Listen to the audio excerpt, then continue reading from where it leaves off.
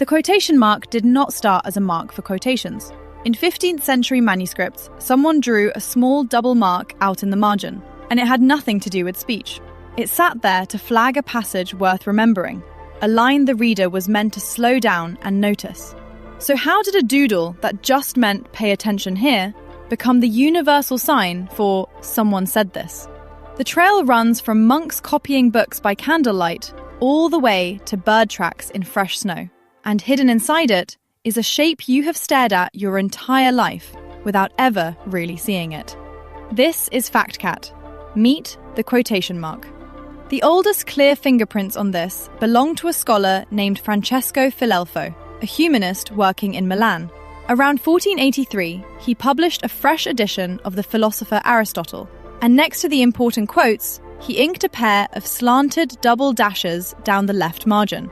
Not once at the top of the passage, beside every single line of it, running all the way to the bottom.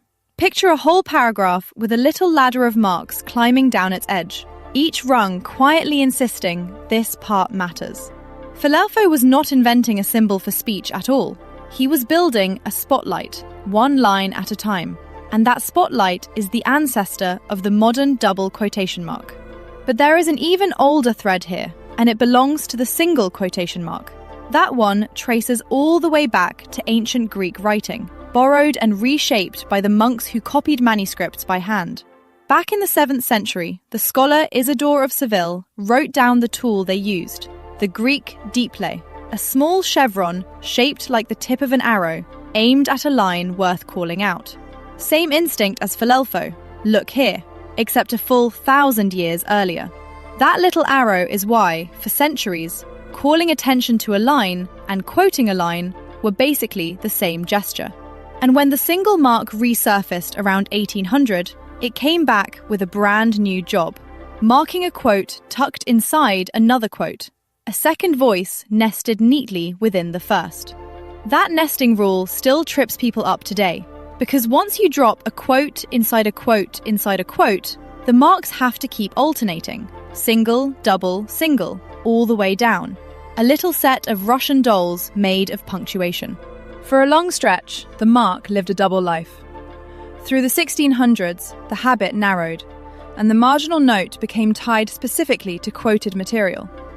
In Britain especially, printers began stamping quotation marks at the start and the end of a quote, while still repeating them down the margin as well, belt and suspenders. Then, in the final years of the 1700s, the margin marks quietly disappeared. What survived was the tidy little pair we use now, hugging the quote at the level of the lowercase letters. Later, the two sides of the Atlantic even split on the details. American printing settled on the double mark as its default, while British publishing stayed looser, drifting toward the single mark after the mid-19th century, when steam-powered presses turned London and New York into rival publishing capitals with their own house rules. They fell out over things as tiny as a comma. North American printing tucks periods and commas inside the closing mark, whether or not they belonged to the original quote, while other styles leave them outside and insist that is the more logical way. By the time the King's English was written in 1908, the standard British move was doubles for most quotes and singles for a quote inside a quote.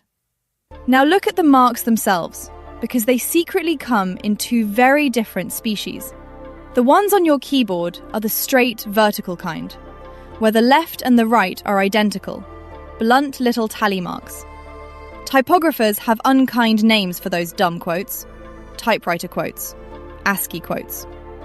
Then there are the curly ones, the elegant curved marks you see in printed books, also called smart quotes. Most computers quietly try to swap the straight ones for the curly ones as you type, and every so often they get it charmingly wrong. These marks also pull a sneakier trick. Wrap them around a word you do not actually mean, and they flip its sense into so-called the printed version of rolling your eyes. And they have secret twins on top of that.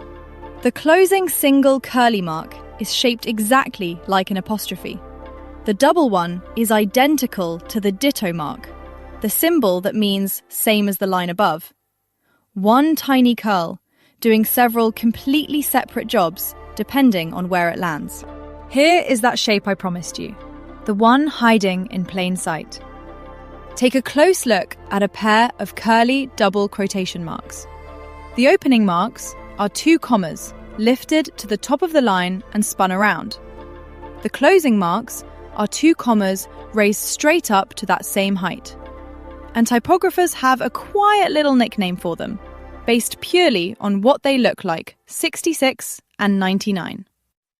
The opening pair curls exactly like the digits 6-6. The closing pair curls exactly like 9-9.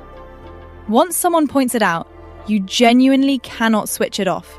And from now on, every quote you read is bracketed by a tiny 66 on the left and a tiny 99 on the right, forever.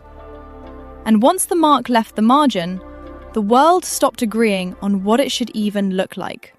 French writers use sharp little arrowheads called guillemets, nicknamed duckfoot quotes, with a thin sliver of space tucked inside them. German printers do something that looks upside down to English eyes. The opening mark drops to the bottom of the line as a low double comma, so the quote seems to start on the floor and finish up in the air. Across Central Europe, the marks were often turned to point their curves inward, like 2 little hands cupping the words. In Sweden and Finland, both marks lean the same way, to the right. Over in Russia, Ukraine, and Belarus, the printed page leans on the sharp angular marks as its main quote, while the soft curved pair gets bumped down to handwriting and to quotes buried inside other quotes. Some places barely trust the marks with speech at all. In Bulgarian prose, a dash at the start of a line often opens direct speech instead. The marks even jumped off the page entirely, into those finger wiggle air quotes people throw in conversation. The same 2 curls drawn in the space between 2 faces. Even the plain English name refuses to settle down, since the very same marks get called quotation marks, quotes, speech marks, and inverted commas, depending on who you ask. Every culture took the same 2 specks of ink and reshaped them in its own image. Which brings us to the best part, the names. In Iceland, quotation marks are called goose feet, because the angled marks look just like the tracks a goose leaves walking across fresh snow. Sit with that for a second. A whole country reads a printed quote and literally pictures bird prints in the snow. And that name is no museum piece. Goose feet is simply what those angled marks are called. In Poland, they are not called marks at all. They are called someone else's word, punctuation, named straight after the idea it carries, that these words belong to somebody else. And in Ukraine, the very same marks go by little paws, tiny animal tracks pressed into the page. Goose feet, little paws, someone else's word.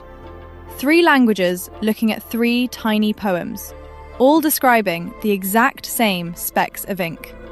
So the next time you drop a quote into a sentence and reach for those 2 small marks, remember what they used to be. Not a sign for speech, but a note a scribe scratched into the margin to say, this line matters. This one, right here.